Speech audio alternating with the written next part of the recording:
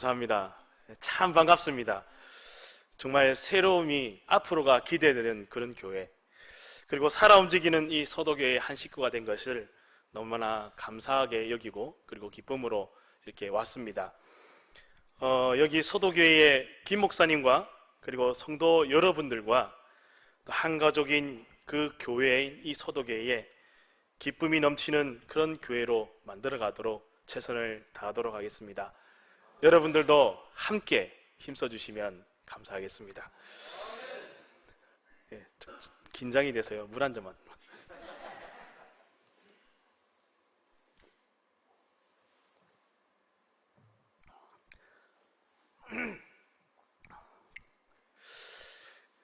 예, 말씀을 함께 우리가 살펴보겠는데요. 먼저 교회는 위기가 올 때마다 그 위기를 믿음으로 이겨내고 부흥을 일으켰습니다. 위기를 기회로 바꾸는 그런 믿음을 발휘하였던 것이죠. 가장 최근에 교회의 위기가 언제인지를 생각해 보시면 코로나 시기가 아니었는가 생각이 듭니다. 코로나로 인해서 우리에게 많은 변화가 생겼고 그리고 교회 문화도 많은 변화가 생겨났습니다. 한번 생각해 보십시오. 학교는 컴퓨터나 핸드폰으로 입학과 졸업식을 하는 그런 상상하지 못했던 일들이 생겨났었고요. 수업도 각종 매체로 화상으로 얼굴을 비대면으로 그렇게 수업을 하게 되었습니다. 직장도 어떻습니까? 직접 회사에 가지 않고 집에서 일을 하는 재택근무도 많아졌더랬습니다. 점점 집에 있는 시간이 많아지고 식사도 매일 요리하는 그런 것도 힘들어지니 그냥 배달로 음식을 간단하게 주문하는 일들이 많아졌습니다. 그래서 배달하는 직업이 성행하기도 했죠. 이렇게 코로나로 지나오면서 대면보다는 비대면으로 모든 일을 처리하는 삶을 살아왔습니다. 이렇게 코로나 시간을 지내다 보니 평소에 일상이 사라지는 그런 안타까움이 우리에게 있었습니다. 코로나를 보내면서 개인적으로도 저는 깨달은 점이 있었는데요.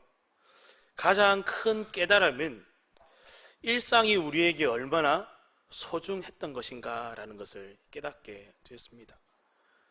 매일 반복되었던 그런 일상, 오히려 지겹기까지 했던 그 나날들이 얼마나 큰 행복이었고 얼마나 은혜였는가 하는 것을 저는 깨달았습니다. 이로 인해 내가 주어진 삶에 대해서 다시금 감사하는 삶의 시간을 가지는 그런 시간이었습니다. 모든 것이 은혜였고 그냥 된 것이 하나도 없는 거구나라는 그런 생각을 하게 되었습니다. 그리고 성도들의 믿음 생활에서도 이 코로나는 크게 영향을 미쳤습니다. 교회에 뚜렷한 두 가지 변화를 나타낸 것 같은데요. 이 두 가지 변화는 극과 극으로 그렇게 나타났습니다. 첫 번째는 예배를 소중히 여기는 마음이 생겨났습니다. 우리가 매주 드리는 예배가 얼마나 소중한 것인지 깨닫게 된 것이죠. 코로나가 무섭다고 여겨졌던 이 코로나 초기에 어땠습니까?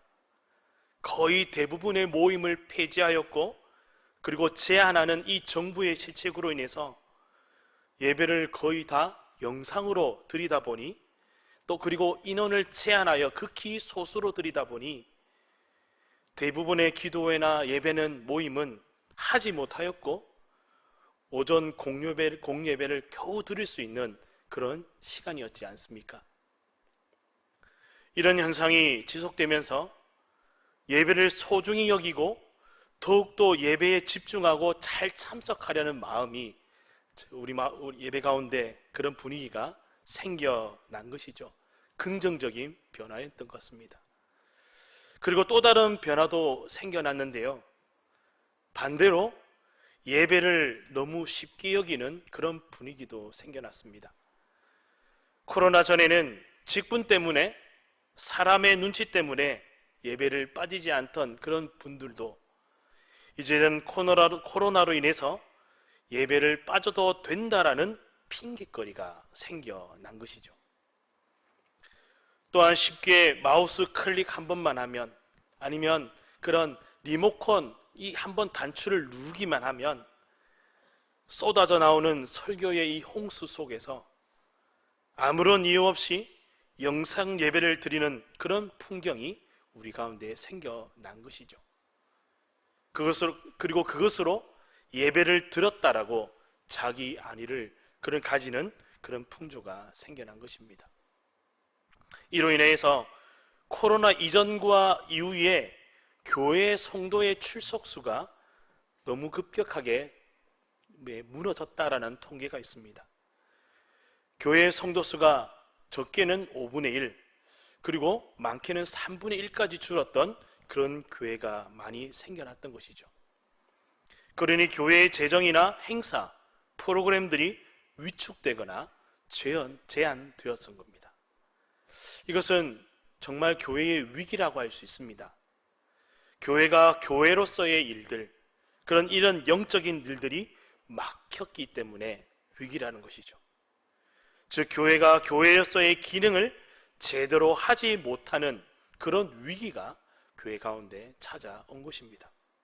물론 코로나 이전에도 이런 교회의 위기를 많이 말해왔습니다. 그런데 코로나를 통해서 이 위기가 어떻게 해요? 급변하게 확 우리 가운데 다가왔다라는 겁니다. 하지만 교회는 위기를 잘 이겨내어 왔고요. 그리고 그 위기를 기회로 만들어서 왔습니다. 오늘 우리가 살펴볼 본문도 그런 위기가 있는 이스라엘의 상황입니다. 그리고 말씀을 통해서 우리가 이 위기를 어떻게 이겨냈는지를 함께 나누면서 교회에 닥친 위기를 돌파해 나가는 은혜의 시간이 되기를 주님의 이름으로 축복합니다. 그럼 오늘 우리 본문을 보시면 이스라엘에게 큰 위기가 찾아옴을 보게 됩니다. 강력한 무기와 병력을 가진 이 블레셋이 이스라엘을 쳐들어 온 것이죠. 블레셋은 이스라엘 입장에서 보면 너무나도 무섭고 두려운 나라입니다. 왜냐하면 블레셋이 가진 무기가 어떠한 나라보다 앞서 있었고, 병사들은 상당히 우월한 그런 훈련이 잘 된 병사들이었기 때문입니다.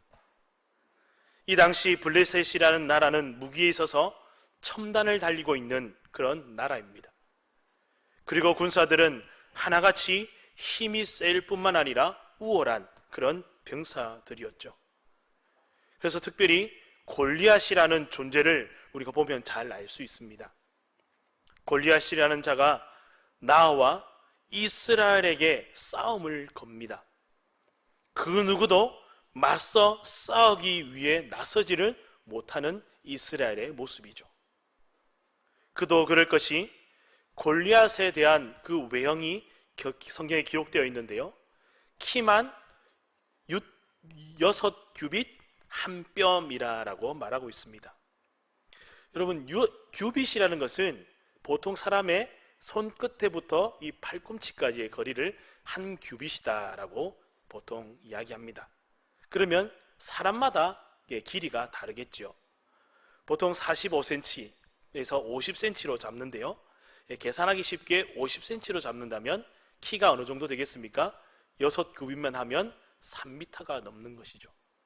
적게 잡아도 2m 70에서 80 되는 엄청난 큰 거인이라고 할 수 있습니다.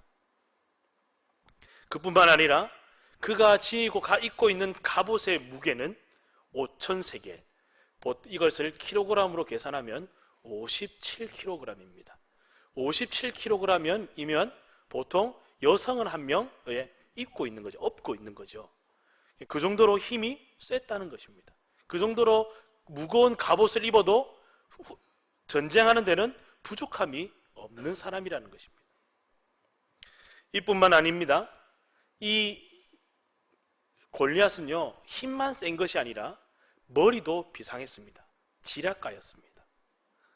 각 진영에 한 명의 대표로 나와 1대1로 싸우자고 그렇게 제안한 것이죠. 예, 전면전을 붙으면 서로 손해가 나니까요. 그래서 1대1 대표가 나와서 1대1로 싸워서 이기는 나라가 그 나라를 먹는 것, 예, 그런 싸움을 제안한 것입니다. 그리고 그는 창과 활 같은 것의 급습을 대비하여서 골리앗 앞에 어떻게 하고 있습니까? 예, 방패든 자들을 세워서 자신을 보호하고 있는 모습입니다. 17장 7절 말씀해 보시면 그 창자루는 배틀재 같고 창날은 철 600세겔이며 방패든 자가 앞서 행하더라라고 말씀하고 있습니다. 이처럼 자신을 몸을 충분히 보호하고 있고, 그리고 어떻게 합니까? 1대1 싸워서 이길 수 있는 그런 지략을 펼치고 있는 것이죠.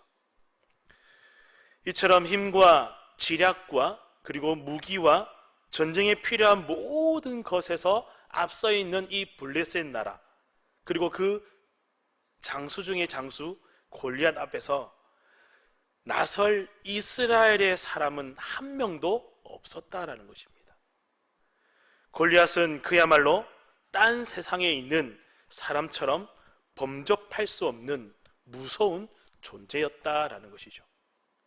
설령 그 골리앗이 하나님의 군대 이스라엘을 욕한다 할지라도 그 누구 하나 자원하여 나서지 못하고 벌벌 떨고 있습니다. 그런데 단 한 사람 다윗은 달랐죠. 어떻게 하나님의 군대를 욕할 수 있냐며 거룩한 분노를 발한 것입니다.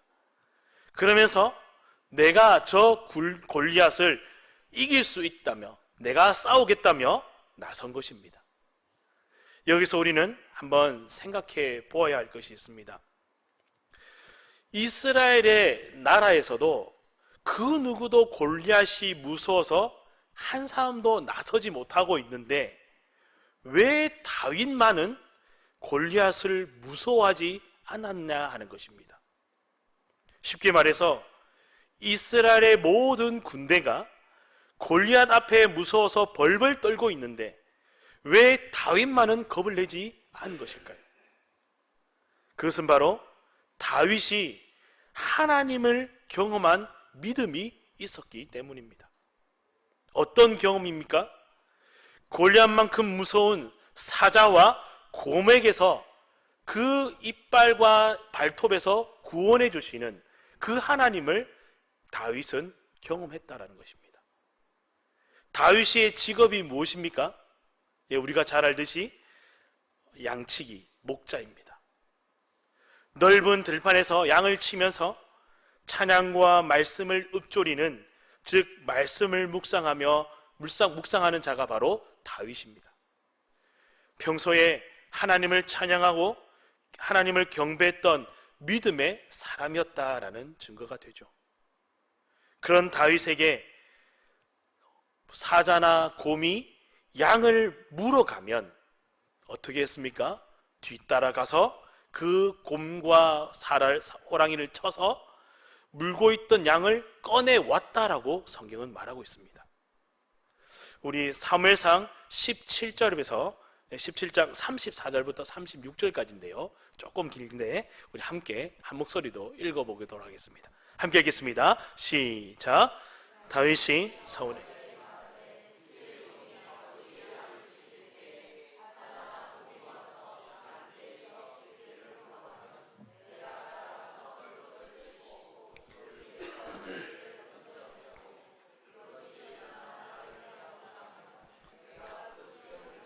그것을 쳐 죽였나이다. 주의 종이 사자와 곰도 쳤은즉 살아계시는 하나님의 군대를 모욕한 이 할례받지 않은 블레셋 사람이리까 그가 그 짐승의 하나와 같이 되리이다. 아멘. 지금 다윗의 고백이 무엇입니까? 저런 할례받지 않는, 하나님을 믿지 않는 저들이, 그 골리앗이 하나님을 욕하는데, 나는 곰의 이빨에서, 사자의 이빨에서도 나를 구원해 주시는 하나님을 경험한 사람입니다. 내가 나서서 저 골리앗을 이기겠습니다 라는 믿음의 고백을 하고 있는 모습이죠. 만약 다윗이 사자와 곰이 양을 물어갈 때에 혹시나 앞발로 다윗을 후려쳤다면 다윗은 그 자리에서 즉사했을 것입니다.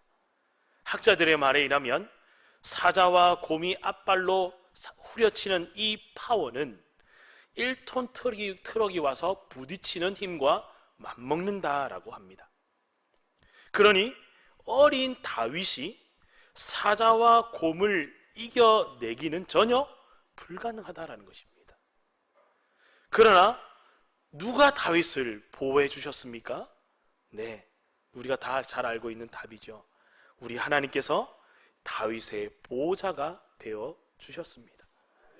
하나님께서 다윗의 보호자가 되어 주시니 다윗은 사자와 곰의 위험 속에서도 무사할 수 있었던 것입니다.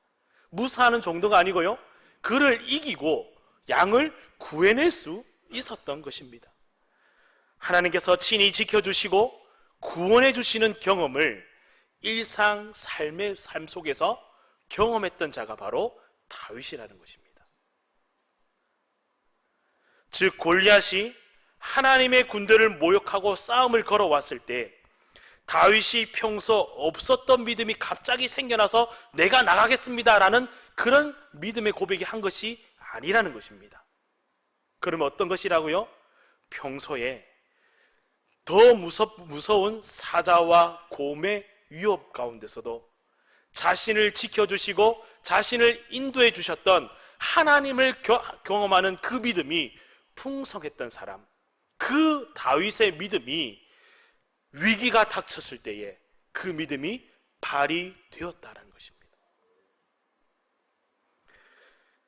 사무엘상 17장 45절 말씀인데요, 우리 함께 읽어보도록 하겠습니다. 함께 읽겠습니다. 시작. 다윗이 블레셋 사람에게 이르되 너는 칼과 창과 단창으로 내게 나아오거니와 나는 만군의 여호와의 이름 곧 내가 모욕하는 이스라엘 군대의 하나님의 이름으로 내게 나아가노라. 아멘. 자신의 힘, 자기가 나가는 것이 아니라 누구의 이름으로요? 자신을 지켜주셨던 하나님의 이름으로 나아간다라는 고백이죠. 그렇습니다. 전쟁은 칼과 창과 같은 사람의 무기에 달려있는 것이 아니고 오직 하나님께 달려있는 것입니다. 그래서 다윗은 만군의 여호와의 이름으로 나아간다라는 고백을 하고 있는 것이죠.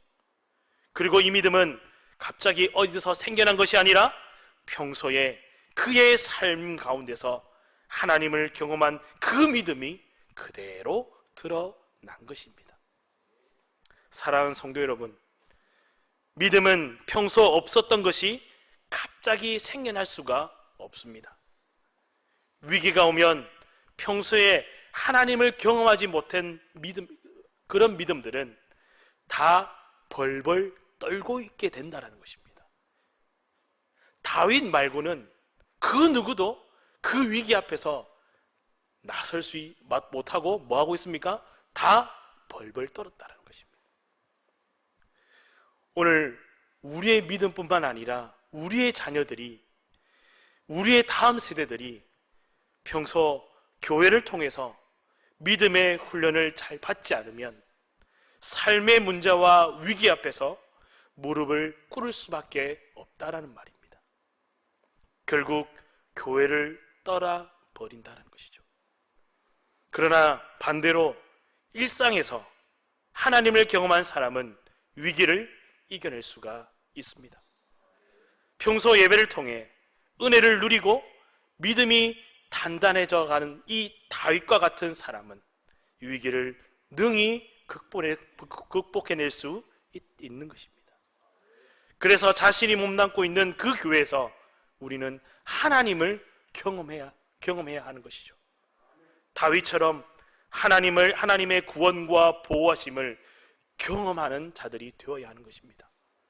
어디 기도원에 가서 수련회에 가서가 아니라 평소 일상에서 말입니다. 오늘 우리는 이런 경험이 많아지기를 소망합니다. 매주 드리는 일상의 예배를 통해 하나님을 경험하고 골리앗과 같은 큰 위기를 이겨내는 그런 믿음을 소유하는 우리 모두가 되시길 주님의 이름으로 축복합니다.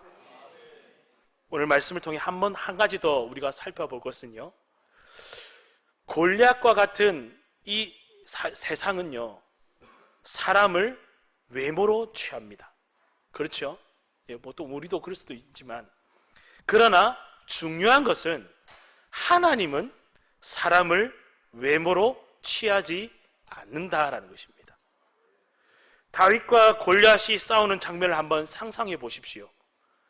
다윗은 익숙치 않은 이 사울이 주는 그 칼과 의복, 그것을 군복은 벗어버렸습니다.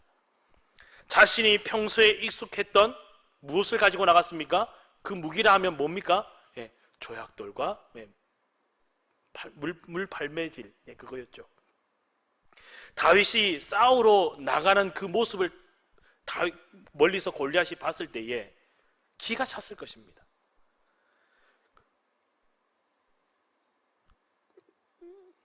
너무나 당황했을 것입니다. 건장한 장군감이 고르고 고르서 나오는 그 사람이 아니라 너무나 어린 다윗이 나오니까 골리앗은 좀 당황했을 것이죠. 그래서 다윗이 반응이 어떠라고 성경은 말하고 있습니까? 그 주변을 자세히 둘러보았다라고 성경은 말하고 있습니다.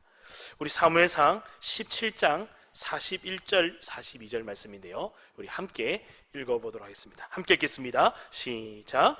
블레셋 사람이 방패에 든 사람을 앞세우고 다윗에게로 점점 가까이 나아가니라. 그 블레셋 사람이 둘러보다가 다윗을 보고 업신여기니 이는 그가 젊고 붉고 용모가 아름다움이라. 아멘. 성경에 보니까 그 블레셋 사람이 뭐 했다라고요? 둘러보았다라고 기록하고 있습니다. 이 둘러보았다라는 이 말은요, 주의를 기울여서 자세히 본다라는 뜻을 가지고 있습니다. 한 나라를 대표하는 장군 중에 장군이 나와도 시한찮을 판에 웬 꼬마가 갑자기 등장하니 골리앗은 자신의 눈을 오히려 의심했을 것입니다. 그리고 다윗 주위에 또 다른 사람이 있는가라고 어떻게 해요? 그래서 자세히 둘러본 것이죠. 아무리 자세히 보아도 다윗 주위에 다른 사람은 없는 것을 확인한 골리앗은 다윗을 조롱합니다. 막대기를 가지고 나오다니 나를 개로 여기냐라고 하며 신들의 이름으로 저주하고 다윗의 살을 공중의 새들과 들짐승에게 주겠다라고 으름장을 놓습니다. 그러면서 다윗의 사기를 떨어뜨리려 하는 것이죠. 그런데 이상하게도 다윗의 사기는 전혀 떨어지지 않습니다. 오히려 자신은 얼마든지 그 골리앗을 이길 수 있다면서 호언장담하는 모습이 바로 다윗의 모습이었던 것이죠. 여기서 여러분 보십시오. 골리앗은 다윗을 평가할 때 무엇으로 평가하고 있습니까? 외모로 평가하고 있습니다. 그러나 하나님은 그렇지 않다는 것입니다. 하나님께서 뽑은 대표는 누굽니까? 다윗입니다. 외모가 아니라 무엇으로요? 그 중심을 보셨다라고 말하고 있습니다. 하나님은 말씀대로 우리의 중심을 보십니다. 이 말은 우리의 믿음을 보신다라는 말씀입니다. 다윗이 평소에 하나님을 찬양하고 하나님을 경배하고 그리고 하나님의 보호하심까지 경험했으니 능히 골리앗도 이길 수 있는 이 믿음에서 흔들리지 않았던 것입니다. 그리고 하나님의 대표로 누가 나간 것입니까? 다윗이 나간 것이죠. 오늘 우리도 하나님의 인정을 받는 자들이 되어야 할 것입니다. 사람 앞에 인정받는 것 좋습니다. 그 전에 먼저 누구의 인정을 받으라고요? 하나님의 인정을 받는 것입니다. 다윗이 골리앗 앞에서 당당하게 믿음의 고백을 한 것처럼 골리앗보다 그 뒤에 계신 하나님이 더 커 보였던 그 믿음의 모습, 그 믿음을 오늘 우리에게도 주시기를 우리도 간구해야 되겠습니다. 말씀을 맺겠습니다.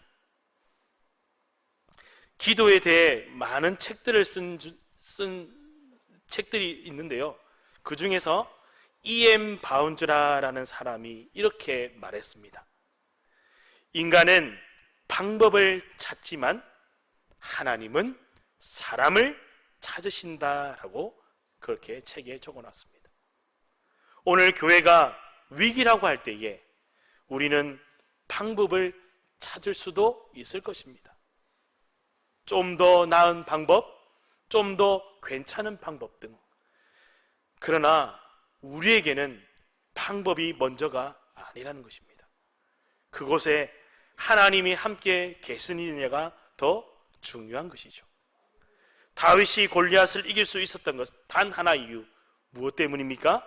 하나님께서 다윗과 함께 하셨기 때문이죠. 이 말은 다윗이 바로 하나님께서 찾으시는 그 한 사람이었다라는 말씀입니다. 하나님께서 찾으시는 그 한 사람은 하나님의 중심에, 하나님의 마음에 든 하나님의 믿음의 사람이었다라는 것이죠. 평소 일상에서 하나님의 보호하심과 구원하심을 경험한 다윗, 또한 외모를 취하지 않으시고 중심을 보시는 그 하나님께 인정받은 다윗, 그 다윗을 통해, 그 사람을 통해서 하나님께서는 오늘도 일을 이루어 가실 것입니다. 이 다윗과 같은 믿음의 사람이 오늘 저와 우리 모두가 될 수 있기를 소망합니다. 그리고 간절히 부탁드릴 것은 우리의 자녀들, 우리의 다음 세대들이 다윗과 같이 평소에 교회에서 이 믿음의 훈련을 잘 받을 수 있도록 기도와 물질로 후원해 주시고, 그렇게 가르치고 그렇게 훈련할 수 있도록 그렇게 응원해 주시기를 간절히 부탁드립니다. 다윗과 같이 믿음의 다음 세대들이 일어난다면 교회의 위기는 극복할 수가 있는 것이죠. 다윗이 골리앗이라는 위기를 극복했던 것처럼, 믿음을 소유했던 것처럼 오늘 교회에서 주어진 위기 또한 극복할 수 있는 우리의 다음 세대들을 길러내는 그런 우리 소도교회가 되기를 주님의 이름으로 축복합니다.